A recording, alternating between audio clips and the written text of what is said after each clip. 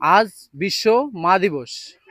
সারা বিশ্বের মায়েদের প্রতি আন্তরিকতা, কৃতজ্ঞতা ও ভালোবাসা প্রকাশের দিন আজ। প্রতি বছর মের দ্বিতীয় রবিবারে এই দিবসটি পালিত হয়। যুক্তরাষ্ট্রের সূচনা হলেও বাংলাদেশ সহ সারা বিশ্বেই এই দিবসটি এখন পালিত হয়। তো আমি এখন আছি হরিদেবপুরের গোকুলপুর চৌরাপাড়া এলাকায়। তো এখানে কিছু যুব যুবকের উদ্যোগে মায়েদের প্রতি ভালোবাসা জানিয়ে তারা একটু উপহারের ব্যবস্থা করেছে। তো চলেন আমরা উদ্যোক্তার সাথে একটু কথা বলি।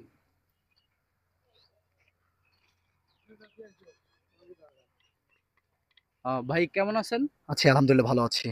আচ্ছা, আমি শুনলাম আপনারা উদ্যোগ নিছেন আর কি মায়েদেরকে উপহার দেওয়ার জন্য। তো আপনারা কি কি উপহার সামগ্রী দিচ্ছেন? ধন্যবাদ। আজকে বিশ্ব মা দিবস। এই মা দিবসে অনেক ছেলে সন্তান থাকা অবস্থায়ও অনেক মারা খুব কষ্টে জীবনযাপন করে থাকে। তো আমাদের বাংলাদেশ জাগ্রত মানবিক ফাউন্ডেশনের উদ্যোগ হচ্ছে মানুষের পাশে থাকা, অন্যকে স্বাবলম্বী করা এবং অন্যের মুখে হাসি ফোটানো। এই চেষ্টা প্রচেষ্টা এবং স্বেচ্ছায় রক্তদান সহ বিভিন্ন কার্যক্রম আমরা করে আসছি। তো আজকের যে বিশ্ব এই মা দিবস, এই মাদের মুখে হাসি ফোটানোর প্রত্যয় আশা নিয়ে আমরা আজকে একটি গোলাপ ফুল, একটি জুস এবং একটি নিত্য প্রয়োজনীয় যে জিনিসগুলো প্রয়োজন হয় সেই সামান্যটুকু উপহার নিয়ে আসছি আজকের এই এলাকায়। তো একজন মায়ের সঙ্গে আমরা কথা বলবো, তো আপনারা দেখুন আর কি। আপনাদেরকে যে এই উপহারটা দিল, এটা পেয়ে কি হুম, আপনি খুশি? খুশি হ্যাঁ, খুশি। আপনার ছেলে সন্তান কয়জন? দুইটে ছেলে।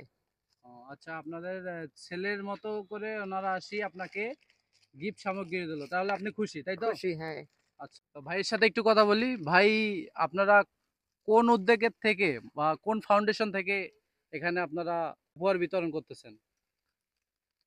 জি, আমরা হচ্ছে বাংলাদেশ মানবিক জাগ্রত ফাউন্ডেশন থেকে আজকে আমরা মা দিবস উপলক্ষে আমাদের দরিদ্র মা যারা আছে তাদের মানে উদ্দেশ্যে কিছু সামগ্রী বিতরণ করতেছি এবং পরবর্তীতে হয়তো ঈদে আগে আমরা আরো অন্যান্য কিছু সেমাই চিনি বা যে কোনো অন্যান্য কিছু দান করব। তো সেক্ষেত্রে আমরা তাদের নাম টাম লিখে নিয়ে যাব এবং পরবর্তীতে যা আমাদের অনুদান থাকবে সেগুলো আমরা প্রদান করব। ধন্যবাদ।